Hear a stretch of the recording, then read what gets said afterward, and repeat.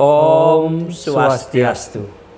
Para pemirsa Yuda Triguna Channel dimanapun berada, kali ini saya ingin membahas tematik sangat sederhana, sangat keseharian. Lagi pula sebagian mungkin sudah paham tentang hal ini, tapi dengan alasan kontinuitas literasi, saya tidak akan segan-segan mengulang apa yang sudah Bapak Ibu sekalian ketahui. Umat Hindu di seluruh Indonesia, atau barangkali lebih luas dari itu, acap kali suka mencari tempat yang lebih tinggi atau di ketinggian untuk membangun tempat-tempat ibadah. Sesungguhnya umat Hindu itu kan tinggal di kota, tetapi kenapa kemudian membangun tempat ibadah atau pura mereka di gunung? Pasti ada sesuatu yang melatar belakangi sehingga ia memilih gunung ketinggian sebagai tempat yang baik untuk membangun pura. Di studio ini Yuda Triguna Channel telah hadir I Putu Sweka Okasugir. Sweka, seorang dosen di Universitas Hindu Negeri I Gusti Bagus Sugriwo. Saya akan mengajak yang bersangkutan berbincang-bincang ringan tentang mengapa kita mencari ketinggian. Apakah ada makna spesifik di dalam Hindu yang menyebabkan kita harus memilih tempat-tempat seperti itu? Om Swastiastu. Swastiastu, singgah Tuhan. Suksema banget telah hadir untuk kesekian kali dan jangan pernah bosan-bosan. Ya. Karena ini bukan saja untuk saya, tetapi untuk kita semua. Singgah. Bahwa Putu sebagai dosen, saya juga sebagai dosen punya tugas mulia. Di samping mengajar di kampus, juga sedapat mungkin memberikan edukasi kepada masyarakat yang lebih luas. Lalu, kenapa gunung? Kenapa ketinggian? Ada argumentasi nggak? Ya, silakan. Suksema Om Swastiastu, para pemirsa Yuda Triguna Channel dimanapun berada. Jadi sesungguhnya kalau kita berbicara gunung dalam peradaban Nusantara maupun Bali, kita harus melihat ke masa yang jauh lebih lampau, Singgah Tuaji. Bahkan sebelum masuknya agama Hindu itu sendiri. Dari beberapa hasil penelitian ditemukan bahwa pemujaan atau pengagungan kepada gunung itu sendiri tidak hanya berakar ketika agama itu masuk. Bahkan praagama, kemudian pemujaan kepada gunung itu telah eksis. Sejalan dengan pemujaan kepada roh leluhur atau roh nenek moyang itu sendiri. Nah, roh orang mati pada masa lampau dianggap setelah meninggalkan badannya akan mengalami suatu proses pendakian, perjalanan menuju puncak yang lebih tinggi. Nah, di manakah puncak yang lebih tinggi itu? Adalah di gunung itu sendiri. Kemudian, ini setelah agama Hindu masuk, sebangun kemudian dengan konsep penghormatan atau pemujaan kepada leluhur. Yang didasari tentu oleh konsep hutang kepada leluhur itu sendiri, yakni Pitra Rena, yang kemudian direspon atau dibalas begitu ya, meskipun tidak terbalaskan konon begitu, tapi berusaha dibalas dengan melakukan pitrayatnya. Nah, selain itu, alam leluhur atau alam roh orang mati diyakini pula mempengaruhi kehidupan daripada orang-orang yang masih ada di dunia, baik itu keturunan-keturunannya ataupun kerabat-kerabat dekatnya seperti ini. Nah, kemudian kepercayaan semacam ini ternyata masih kita warisi hingga saat ini di Bali. Misalnya ada tradisi Metuun dan sebagainya. Seringkali kita dengar bahwa seseorang itu mengalami sakit, mengalami bencana itu disebabkan oleh dalam tanda kutip gangguan yang berasal dari alam leluhur itu sendiri. Kemudian tradisi pemujaan kepada roh leluhur yang berpusat di gunung itu pada beberapa tempat juga kita temukan di Bali. Misalnya pada masyarakat di Bali Timur itu ada kepercayaan bahwa roh leluhur yang telah meninggal itu ngayah seperti ini dibahasakan Singget Waji di pura dalam puri. Di mana pura dalam puri itu adalah di tempat suci yang posisinya ada di gunung atau di pegunungan.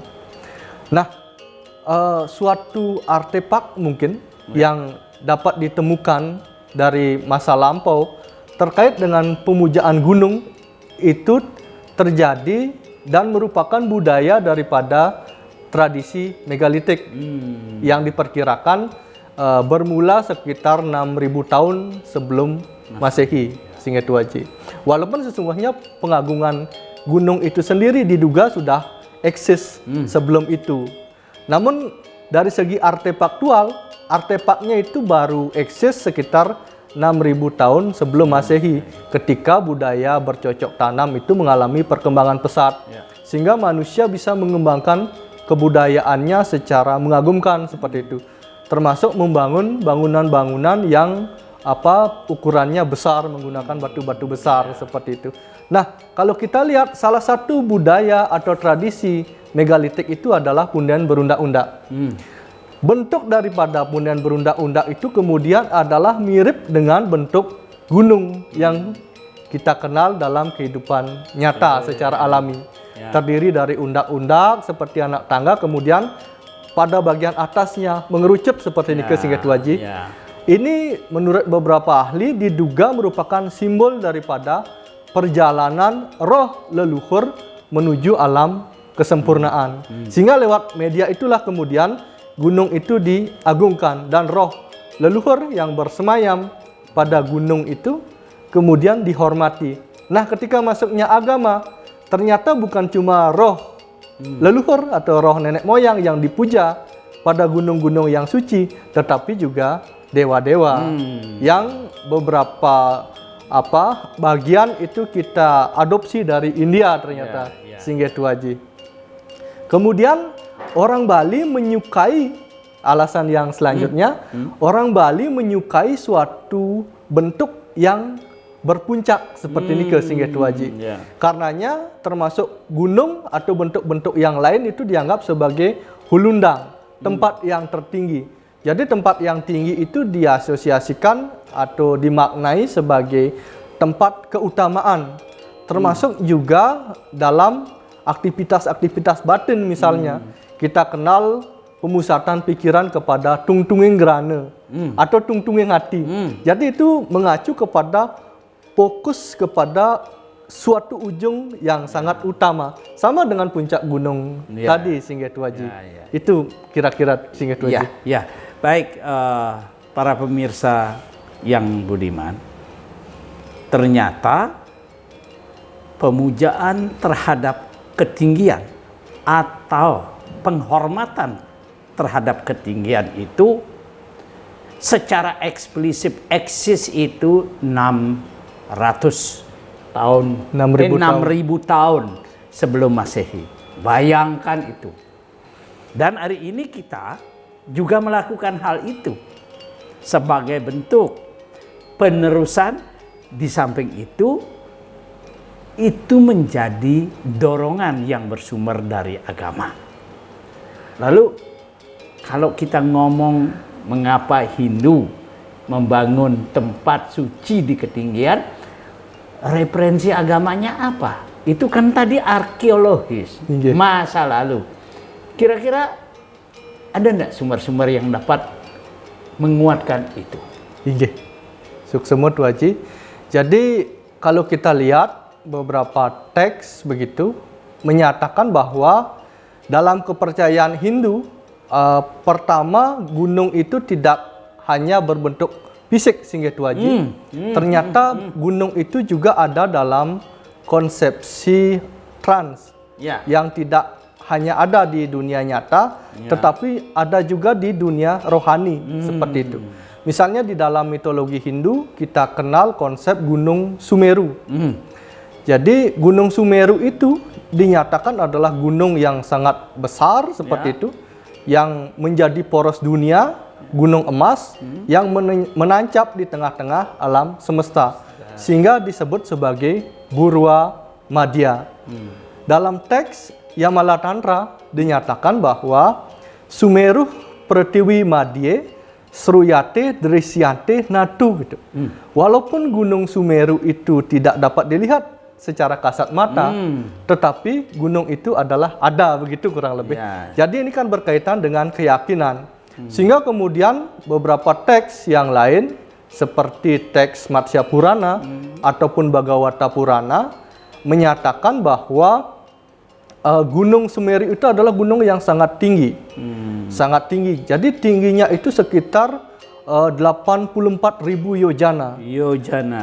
Kalau dikalkulasi atau dikonversi dengan sistem perhitungan modern, itu setara dengan 1.082 kilometer. Wah, 1.082 kilometer. Iya, tingginya. Atau 672.000 mil. Wah. Atau ada juga ahli yang menduga itu sekitar 85 kali diameter bumi. Bayangkan tingginya. Oleh karena itu, kemudian di Gunung Sumeru itu dipercaya menjadi tempat istana para dewa hingga makhluk-makhluk bawah. Jadi menjulang dari Sapta Loka sampai Sapta Patala. Matahari, planet-planet diyakini beredar di sekitar gunung itu sendiri, Singgih Tuaji. Kemudian gunung yang kita kenal di Nusantara, jadi kita tidak hanya berbicara tentang Bali saja, Singgih Tuaji. Ini berkaitan pula dengan proses masuknya agama Hindu ke Bali. Dalam beberapa teks begitu disebutkan, seperti misalnya teks Kutara Kanda Dewa Purana Bangsul, kemudian teks-teks Babad, kemudian teks Kekawin Purwaning Gunung Agung yang ditulis oleh Peranda Made sendiri begitu, dinyatakan bahwa gunung-gunung yang ada di Bali itu maupun di Nusantara, terutama di Jawa dan Lombok selain Bali itu berasal dari India. Ya, hal ini ditegaskan dalam lontar Korawasrama bahwa gunung dan dewa-dewa yang ada di India diadopsi dalam masyarakat Bali. Pada masa lampau dinyatakan, misalnya untuk kasus di Jawa, di dalam teks Tantu Pagelaran yang diduga berasal dari periode Majapahit, abad ke-15 begitu, dinyatakan bahwa pada masa lampau Pulau Jawa itu kosong dan terombang-ambing di atas lautan. Oleh karenanya, Betara yang Pasupati atau Betara Siwa atau Betara Guru menjadi berbelas kasihan sehingga memerintahkan Betara Brahma dan Betara Wisnu untuk menciptakan manusia di Pulau Jawa. Tapi tantangannya pulau ini masih labil, Singgih Tuaji. Sehingga kemudian dikirimlah puncak Gunung Mahameru dari India. Kasus serupa kemudian terjadi pula di Bali. Misalnya dalam teks Kutara Kanda Dewa Purana Bangsul dinyatakan bahwa pada masa lampau Pulau Bali itu juga terombang-ambing di atas lautan, tidak menentu seperti itu. Sehingga kemudian diperintahkanlah oleh Betara Siwa, Sang Hyang Parameswara untuk membawa potongan daripada Gunung Mahameru ke Nusantara, khususnya di Bali. Nah, bagian atas daripada potongan Gunung Mahameru itu kemudian menjadi Gunung Agung, dan bagian tengahnya menjadi Gunung Batur dan Gunung Rinjani di Lombok. Itu bagian besarnya. Sedangkan bagian kecilnya itu menjadi 4 gunung.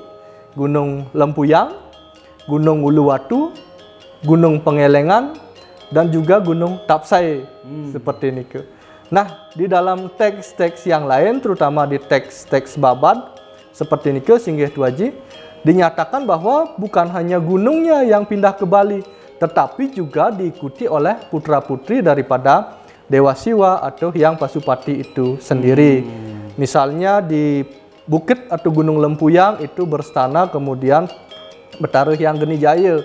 Kalau di Gunung Agung Betara Hyang Putran Jaya, di Batur Betari Dewi Danuh seperti itu, kemudian di Batu Karu Betara Hyang Tumuo, di Pura Beratan itu Betara Hyang Manik Gumawang, kemudian di Pura Penataran Sasih Betari Hyang Manik Galang, dan di Pura Andekasa itu adalah Betara Hyang Tugu.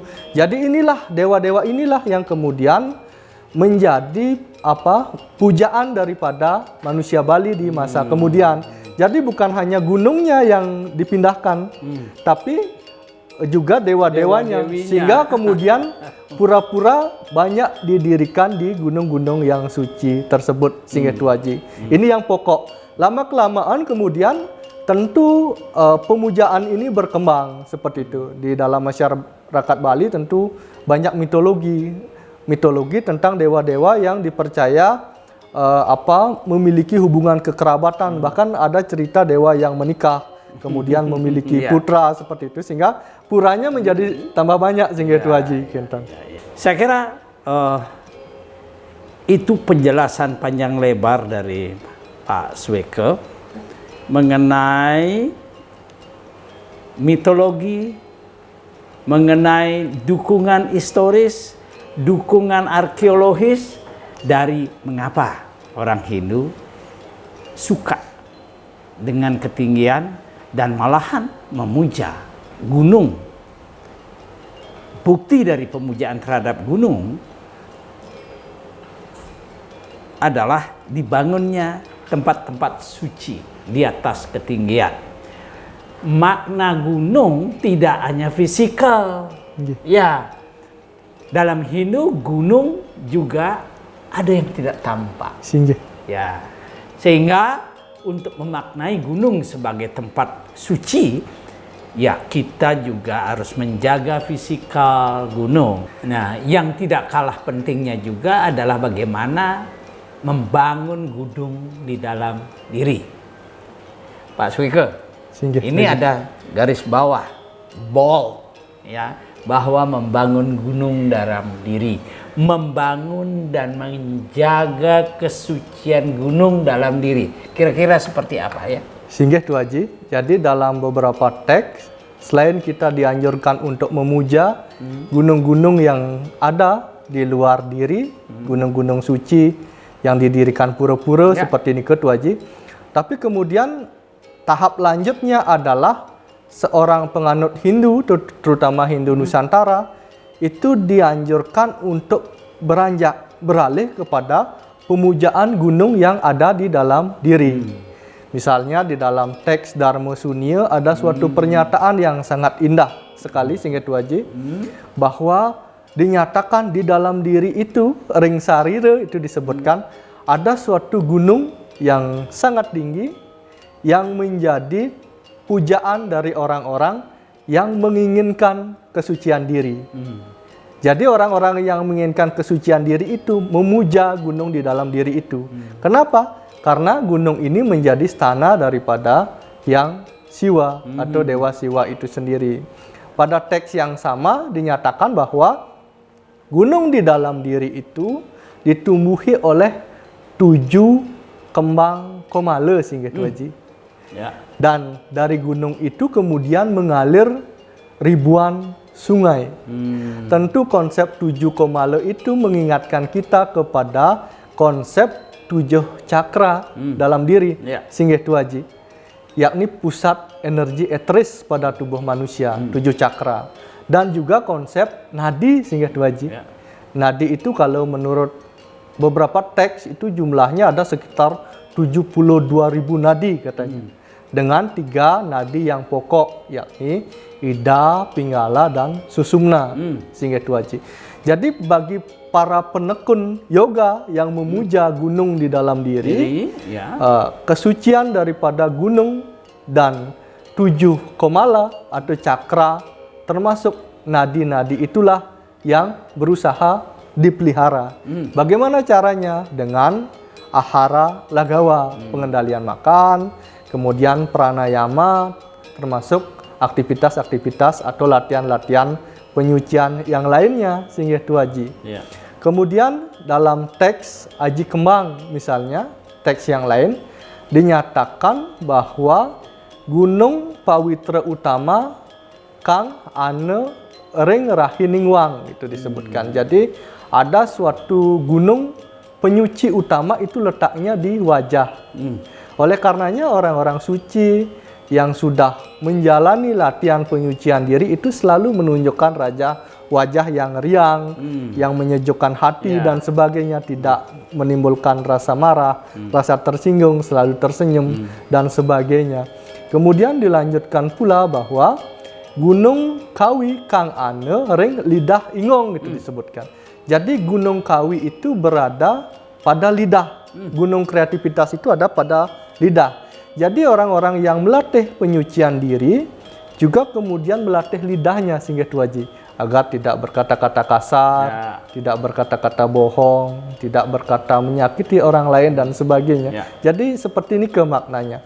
Termasuk juga sedikit titiang ngaturang yang titiang ketahui, penekun-penekun mistik kebatinan seperti di Bali juga seringkali menggunakan gunung-gunung di dalam diri itu sebagai dalam tanda kutip permainan lah. Yang paling sering digunakan itu adalah Sabte Parwate gitu ya. Suatu contoh Gunung Maliawan gitu dipercaya berposisi di Ungsilan atau Ginjal gitu. Kemudian yang kedua Gunung Gandamadana itu dipercaya dia berposisi pada Limpa. Gunung Nisada itu pada Palit Alitan. Saya tidak tahu ya Palit Alitan itu sinonimnya dalam bahasa Indonesia, tapi ada yang mengatakan itu testis seperti itu sehingga Haji.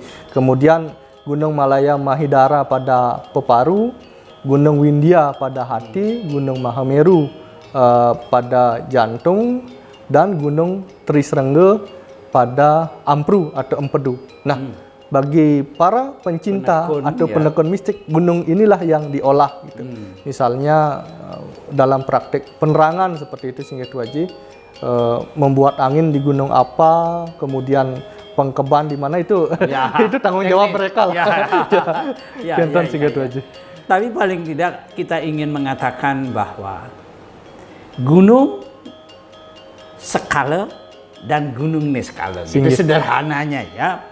Gunung skala, gunung di mana ada pada ketinggian. Patut kita jaga, patut kita pelihara, dan sekaligus patut kita sucikan. Tidak berhenti di sana, bahwa dalam tubuh kita, dalam diri kita juga ada gunung. Kalau kita ingin menjadi penganut Hindu yang baik, tentu kewajiban kita juga menjaga, memelihara, ya tanda kutip bermain-main dengan potensi yang ada pada gunung pada diri kita. Oleh karena itu, tidak salah kalau orang Hindu kemudian begitu mengagungkan, begitu menjaga ketinggian dan gunung, baik skala maupun niskala. Semoga konten ini bermanfaat. Terima kasih. Om Santi Santi Santi Om.